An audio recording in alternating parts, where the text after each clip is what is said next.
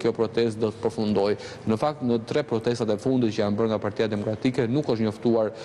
apo bëri ditur orari se kur do të përfundoj protesta, gjithmonë është vënë në dieni policia se kur fillon, por jo për përfundimin e saj. Edhe në këtë protestë sotme, Partia Demokratike e ka vënë në dieni policinë e Tiranës që do të mbajnë një tubim pikërisht në para kryeministrisë ku do të jetë pika e grumbullimit në fillim të protestuesve, pasi ne, siç ka ndodhur në protestat e shkuara, ne tashmë dimë që disa protestues mlidhen sigurisht para Selis Blu për të bërë marshimin me zotin Berisha drejt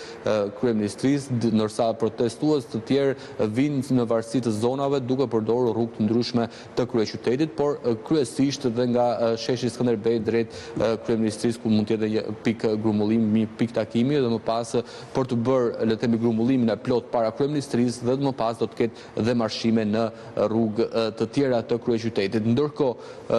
për sa i përket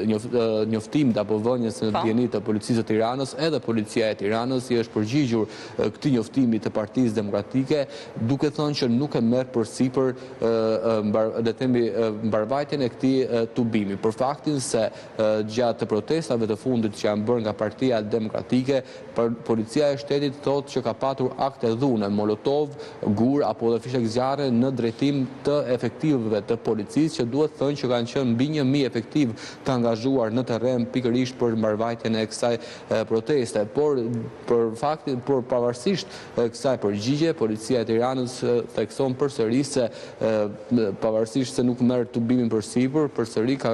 angazhuar efektiv të policisë për të garantuar rendin, pasi në fund të fundit dhe misioni i policisë është për të garantuar rendin pavarësisht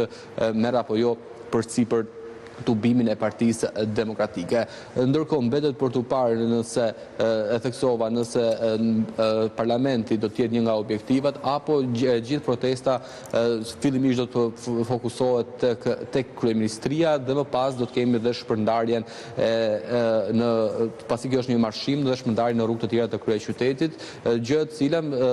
sigurisht mbetet për të parë dhe nëse edhe policia e Tiranës do të marrë masat për të mbajtur nën kontroll le të themi tubimin që mbahet nga Partia Demokratike dhe sigurisht për të parë dhe nëse do të ketë apo jo molotov, siç ka ndodhur dhe herët e shkuara kur nuk kanë munguar molotovët për plasjen me policinë, gjë që ka sjellë më pas si pasojë reagimin e policisë duke përdorur ujë në drejtim të protestuesve për të bërë shpërndarjen e tyre, por edhe duke përdorur gaz losjellës, gjë e cila ka qenë efektive, duhet thënë, në protestat e shkuara, duke shpërndar turmën qoftë në para kryeministrisë, por qoftë edhe në para parlamentit, ku duhet thënë që para parlamentit ka qenë dhe përplasjet më të forta mes